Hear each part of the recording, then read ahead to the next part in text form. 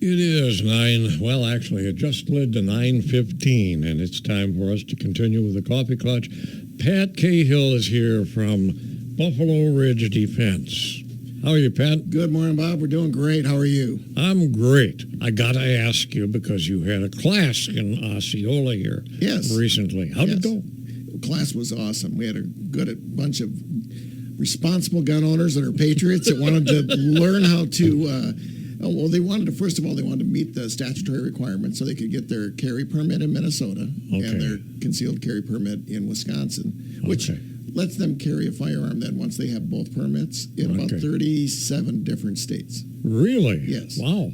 And when it's concealed carry, that means you don't hang a gun on your hip. Well, it means that no one can see it. Gotcha. That's what it means. Yeah. And, Wisconsin is an open carry state, so you don't need a permit to have a firearm on you, and you carry it openly, a handgun in a holster or your rifle, carry it openly, walk down the streets, go to the park, do what you want to do. You can do that. And we see a lot of people in the stores and in the community that open carry firearms. You see, it's not uncommon, but typically it's a handgun in a holster on their belt, okay? Sure. And that's common.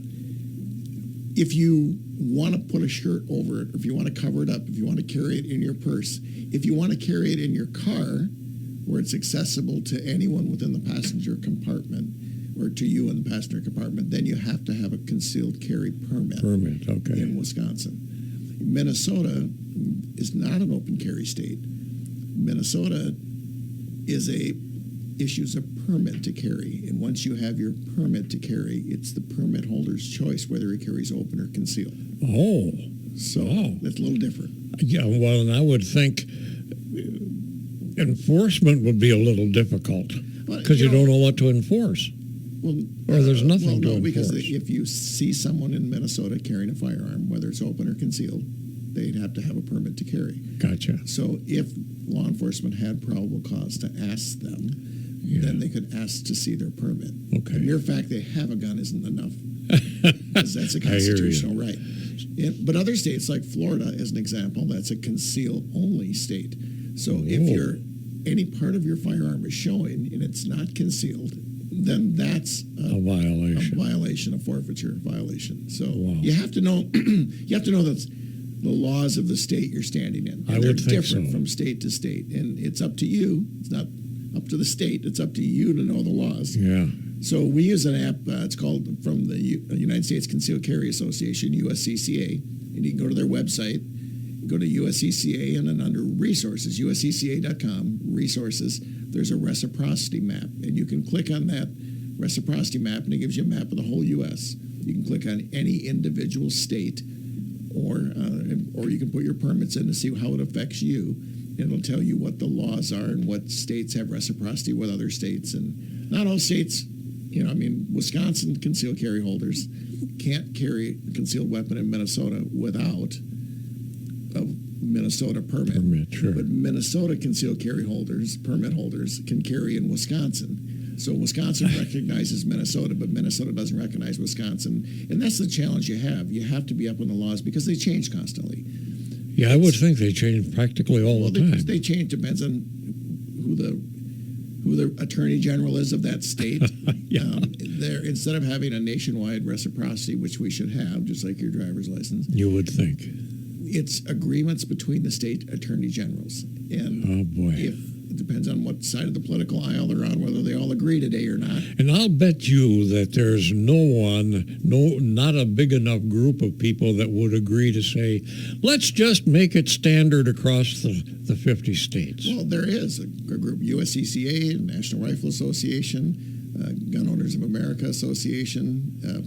But they don't get it standardized. It's been introduced into standardized. It's a constitutional right, so they can't standardize any more than you standardize freedom of speech. All right, when you look at it, they've all introduced it. It's been introduced on the national level by the Assembly several times by our representatives, and it under the current president, it's never going to be signed into law. So it keeps being introduced, and until there's a majority and a president where all three legislature branches work together, we're not going to get national international reciprocity. Probably there's not much of a chance of it, right? Because these people don't like to work together.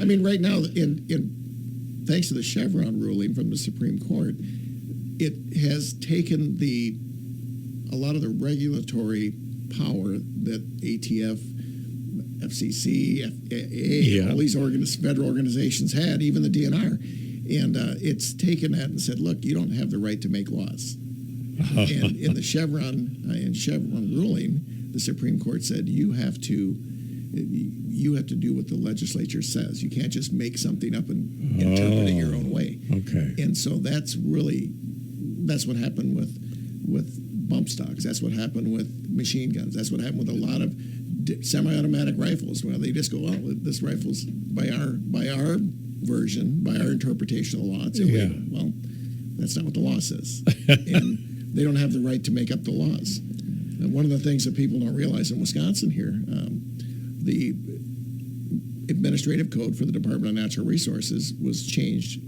in the late 90s. And they actually, many years ago, it was made illegal when you were muskie fishing to have a firearm with you that you shot the muskie with. The big muskies, muskie fishermen would take their .22 out and they would shoot the muskie when it got next to the boat. Yeah. Well, then they made a law and they said, no, you can't be shooting muskies with a gun, right? Okay. But then in not too many, in the late 90s, this isn't law in Wisconsin, it's the DNR Administrative Code, said it's illegal to carry a firearm onto any water with fish in it in the state of Wisconsin, and trying to regulate that. That needs to be changed. I mean, it wasn't enacted by our legislators. It wasn't enacted by anything else. It's an administrative code. Just one of those things, resources. Yeah. And those are the kind of things that, if we as citizens want laws, then we tell our representatives, and they go through the legislative process and they create a law. It shouldn't be up to some regulatory agency to just make an administrative code and say that's the way it is today. Because that's not the freedoms we have. No, because it changes all the time. You never know what with who's in there. And they're all appointees. And everything in the world these days is political. I wish it wasn't, but it is. Me too. I wish it'd be a lot easier to do our news job if it wasn't political. Easier. Well, when they start regulating firearms ownership, and I don't want to get political here, but when they start regulating that, the right to own a firearm is a constitutional right. Yes, the right it to is. live a free and unencumbered life and protect yourself is a constitutional right. And it shouldn't, even though we own Buffalo Ridge Defense and we educate responsible firearms owner, it shouldn't hinge on your education level.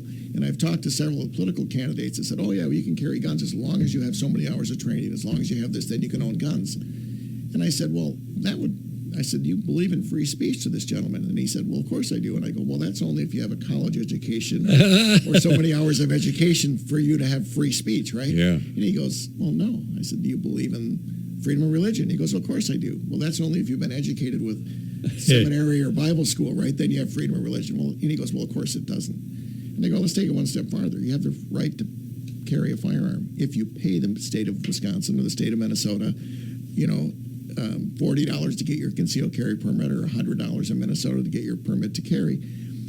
And so now you've got your card that you've paid for, and now you can carry a firearm. And he goes, well, yeah, that's the way it should be. And I go, so do you have your freedom of speech card that you paid $40 for? It's a constitutional right. Or do you have your freedom of religion card that you paid $100 for so you can worship wherever you want to?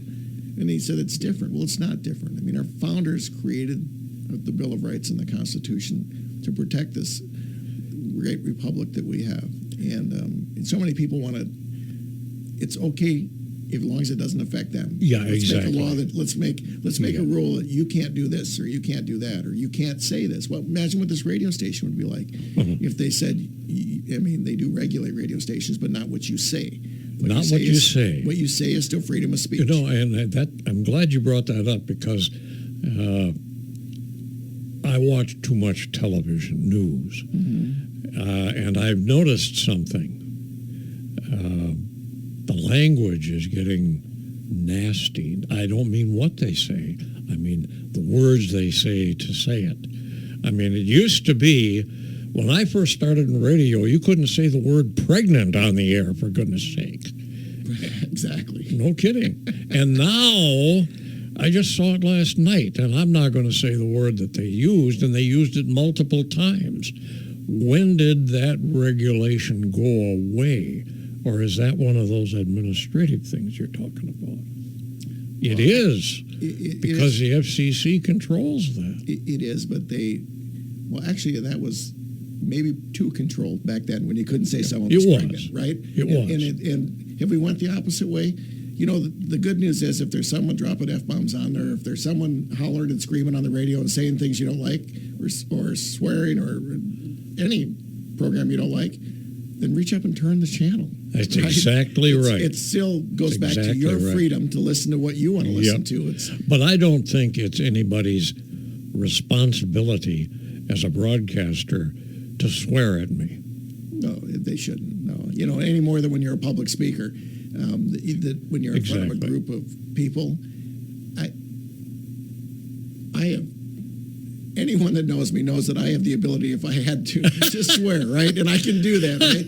But I try not to. I mean, you still have to be controlled and exercise. You're supposed to have a certain responsibility. Right. Yeah, and you're supposed to have a certain respect for other people, too. Exactly. That's what it really boils down to. Yep.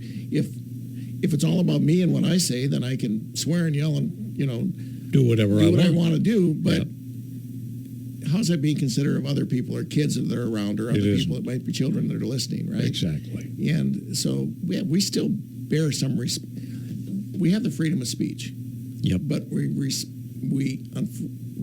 fortunately have to bear the consequences of what and we the say. responsibility to what we say And how we say it. And how we say it. And there's consequences if we choose to violate other people's rights, so to speak. Exactly. It's I won't go there. Well, we could go there. It could be all. We could be here for another half an hour. Right? We won't do that. We'll say what's next for Buffalo Ridge Defense. Is there another class coming? We don't have any classes in July because we take July off. Good for you. Yeah, our next class coming up is going to be the 25th of August in Osceola, the next local class. Okay. We have a bunch of private classes coming up, and that's where 10 or more people just call us up. Call me at 715-491-6952 and say we want a private class. And we book them during the week. We have private classes. We're also doing a lot of classes with churches in the area and churches throughout the Midwest, I should say, wherever wants it, in consultations and helping make their churches more secure. Not that we're going to set up some security team, not that we're going to do anything else, but we're talking about what are things you can do. X is where the bad things happen, but what can you do left of X on the timeline to help prevent it, to take the certain precautions, like simple things like lock your door during services. So people, have someone there, people come in. We always want the doors of the churches open to welcome anyone. Anyone's welcome to come into the church. Right? And we want to get the gospel of Christ out there. We want to make sure that we're free, and people come there with all kinds of challenges, and that's what churches are for. And we want to make it a welcoming place where we can preach the gospel of Jesus Christ. But at the same time, we have a responsibility to make sure that the parishioners in there are safe. Yeah. And so we can set up certain protocols that allow us to screen and make I'll say a soft perimeter that keeps the obvious people that are there to hurt the innocent people at the church out. And that's what I teach a lot of. And those courses are free. I mean, if someone's thinking about having a security team or a safety team at their church, then by all means, call us at Buffalo Ridge Defense. We'll set up, we do it for free. We'll come in, we'll do a 2-hour presentation, and we'll just give you, it's not that there's some glowing light behind us of the know-all of how to do this, but it gives you the parameters of this is what you want to do, should you want to move forward, and you can make informed decisions then, right? And I think that's the biggest part of what Buffalo Ridge is doing now, is helping people make informed decisions and helping responsible gun owners know what the laws are to keep themselves out of trouble, because you can do everything right. Still get in trouble. Still get in trouble. Yeah. Because better know the laws. It's better to know the laws. We carry a gun. I carry a gun, so I'm hard to kill, and my family's hard to kill. But I have to know the laws, so I'm hard to convict. Exactly. There you go. Just like driving a car. We're all safe drivers. We're driving a car, and if if we make mistakes, we get tickets because of it. And we should be responsible, car owners. It's back to that word responsible. Same way, the whole world would be better off if more people were held responsible. Absolutely, yeah. Anyway, we're out of time. Well, Bob, I appreciate you having me in. Oh, no, I'm glad. I love that conversation. I had no idea that you guys got into being available to inform churches and businesses. how to be safer. It's all about and countering the mass shooter in houses of worship, we call it, and countering mass shooters in the business place. Sure. But it's not just mass shooters. It might be a disgruntled family member. It might be someone trying to steal a kid from the nursery kidnap a kid because of a custody battle. Or it could be part of the safety teams. Our protocol is, what if there's a medical emergency? In our church, 2 months ago when I was there, we had a gentleman that went down of a heart attack. Serious, fell over dead right in front of the church, right? Wow. And because we were trained, we had AEDs there. Within 5 minutes, they delivered the first shock, and by the time the ambulance got here, he got up and walked out there by himself. But the AED saved him, and it was not just something I did or something anyone did. It wasn't his time, and all those imperfect things, all those circumstances came together so that he has a second chance. Exactly. Pat, thanks for coming. I look forward to next time. All right. See you next time. Thank you. Pat Cahill with Buffalo Ridge Defense, our guest on the Coffee Klatch this morning. Well,